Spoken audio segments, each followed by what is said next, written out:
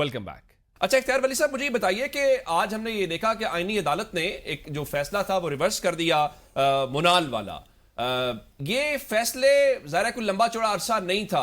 ये आईनी अदालत इन मामलात के अंदर भी अब आ रही है, तो क्या जब फैसले पलटने की बारी आई है, कोई तहरीक इंसाफ के लिए भी खैर की खबर होनी चाहिए? कोई इनके भी बल्ले के निशान वापस आ रहा है कि नहीं, अभी सिर्फ आईनी और कानूनी मामलात ही ठीक होंगे? देखिए, मैं आपको एक बात बताता हूँ। मैं थोड़ा सा एक तो मैं अलीमा बाजी की बात करूँ, तहरीक शहरीक कोई नहीं चलेगी। बाजी जो है उन्होंने चतराल पहुंचना था, वो सैर सपाटे के लिए गर्मियों की छुट्टियां काटने के लिए वहां पे चली गई हैं, हाँ। खुद को बिजी रखने के लिए। और वैसे ही कुछ और उनके इंटेंशन हैं जिसका मैं अभी जिक्र नहीं करता। मैं आपके अगले शो में मैं उसका जिक्र करूंगा कि बाजी के जो इंटेंशन है लीमा बाजी के, वो कुछ और है। वो पॉलिटिकल नहीं है, वो खान की रिहाई भी नहीं है। That is something else.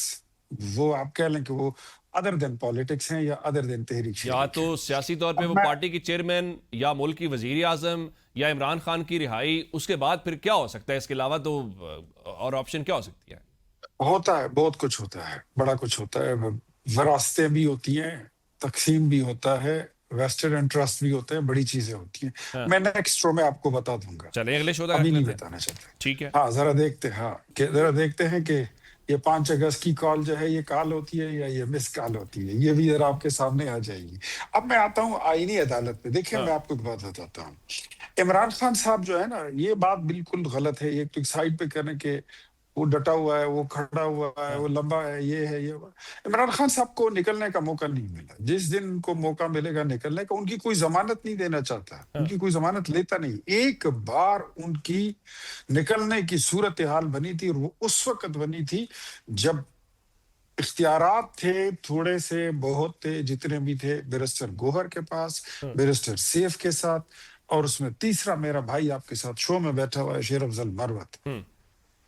तो उनके निकलने का भी रास्ता था, उनको रिलीफ मिलने का भी रास्ता था, वो हो भी चुका था। 26 नवंबर लेकिन की उस बात कर रहे हैं वक्त, आप? जी, लेकिन उस वक्त फिर उसमें कुछ फिर ये बेचारे जो थे, ये इनकी मिसाल फिर रजियो जैसी बन गई, और ये गुंडों के अब बीच इस में बार फंस गए। जो रजिया गुंडों में फंसी हुई वो शेर अफजल मरवत है।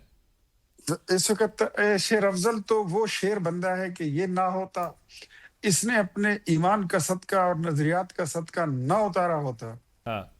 ना दिया होता, तो आज शायद खैबर पख्तूनख्वा में पीटीआई की हुकूमत ना होती। ये तो मैं इसकी गवाही देता हूँ, और जहां मर्जी आप मुझसे ये लिखवा कुछ लें, कुछ मैं कहना ये चाह रहे हैं मरवत गवाही साहब? देता कुछ रहूंगा। कहना चाह रहे हैं? शुक्रिया एक आपका।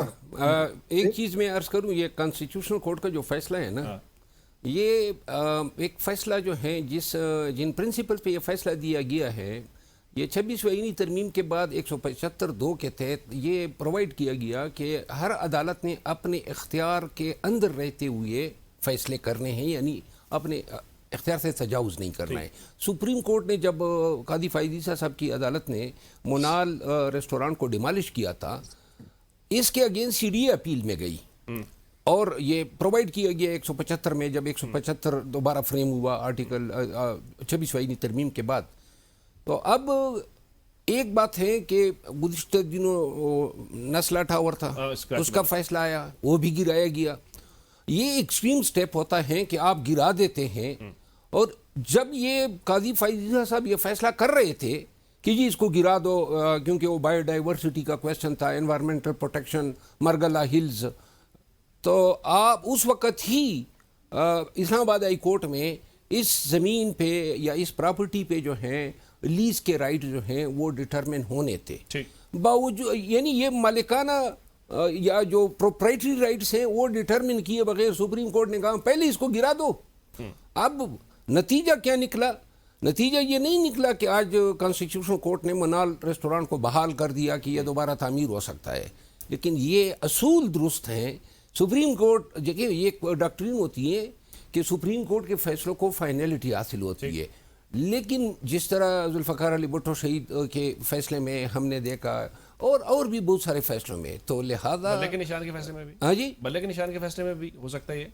बल्ले आज तो नहीं होगा, हो जाएगा, लेकिन एक वक्त आएगा, अदलिया को एहसास होगा कि एक ज़ुल्म हुआ है एक आईन के साथ और जमहूरियत के साथ, एक सियासी पार्टी के साथ और वोटर्स के साथ। बिल्कुल ठीक है। اچھا میں وہ اختیار ولی صاحب آپ 5 اگست کی بات چونکہ کر رہے تھے تو 5 اگست کو ملک گیر احتجاج کی کال دی ہوئی ہے. اب آپ کہہ رہے تھے کہ ان کے مقاصد کچھ اور ہیں, تو اس بار پھر آپ کی حکومت پنجاب میں بھی ہے, وہاں پر بھی ایک پولیٹیکل ایکٹیویٹی ہونے دیں. اگر وہ احتجاج کرنا چاہتے ہیں 25 تاریخ کو پیپلز پارٹی مینار پاکستان پہ جلسہ کر رہی ہے, تو اگر پی ٹی آئی بھی کہتی ہے 5 اگست کو کوئی ایکٹیویٹی یا جلسے کی تو کرنے دیں ان کو. آپ ان سے بس ذرا تھوڑی سی عمر دراز کو اندل بھائی ذرا ان سے تھوڑے سے لکھوا لیں کہ بندے نہیں ماریں گے, فائرنگ شائرنگ نہیں کریں گے, پولیس والوں پہ فائر نہیں کریں گے, گاڑیاں نہیں چڑھائیں گے. تو میرے خیال میں اجازت تو ساری پولیٹیکل پارٹیز کو مل جاتی ہے. ٹھیک. جماعت اسلامی جلسے کر رہی ہے, جے یو آئی کر رہی ہے, مولانا صاحب آپ دیکھ رہے ہیں کہ وہ تو کیا کہ کچھ نہیں کہہ رہے ہیں, محمود خان اچکزئی کر رہا ہے, اختر مینگل کر رہا ہے, اے این پی کر رہی ہے, پاکستان پیپلز پارٹی کے everyone they are doing their political business. But میں پھر کہوں گا Pakistan Tehreek Insaf they couldn't learn how to behave and move like a اگر political اچکزئی party. صاحب درخواست دیتے ہیں, تحریک تفضیل پاکستان درخواست دیتی ہے مینار پاکستان جلسے کے لیے 5 اگست کو, تو کیا 5 اگست کو آپ کی پنجاب گورنمنٹ اجازت دے دے گی؟ بس ان سے یہ میں نے کہا نا, تھوڑی یہ ضمانت لینی ہوگی کہ وہ اسد جنیجو والا کیس نہیں ہوگا, یہاں پر جس طرح رینجرز کو مارا گیا وہ کیس نہیں ہوگا, کلاشن کوف اور 9mm کے پسٹل لہراتے ہوئے نہیں آئیں گے, ان کے پاس ٹیئر گیس ٹیئر گنز نہیں ہونے چاہیے, ان کے پاس کرینے نہیں ہونی چاہیے, ان کے پاس اسکیویٹر نہیں ہونے چاہیے, سرکاری مشینری کا استعمال نہ ہو.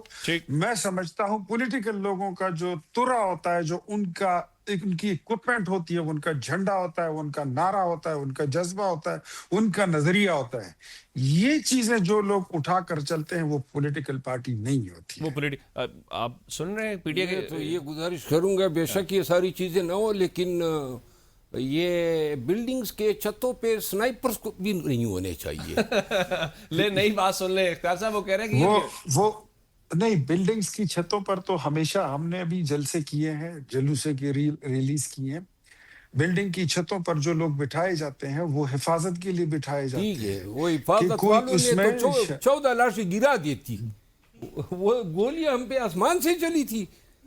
میں خود مطلب بات نکلے گی بڑی دور سے لگ جائے گی, آگے نہیں لے جاتے میری جان. اداسی کا سبب پوچھیں گے اور چوڑیوں پر بھی کئی طنز کیے جائیں گے. چھوڑ دیجئے وہ بات. پھر چلیں اس کے ساتھ ہی جی میں اپنے دونوں معزز مہمانوں کا, شیر افضل مروت صاحب کا اور اختیار ولی صاحب کا کروں گا. ناظرین آپ نے گفتگو سنی ہے, پروگرام میں مجھے بریک کے لیے کہا جا رہا ہے, بریک سے واپس آتے ہیں تو پھر گفتگو کے سلسلے کو آگے بڑھائیں گے.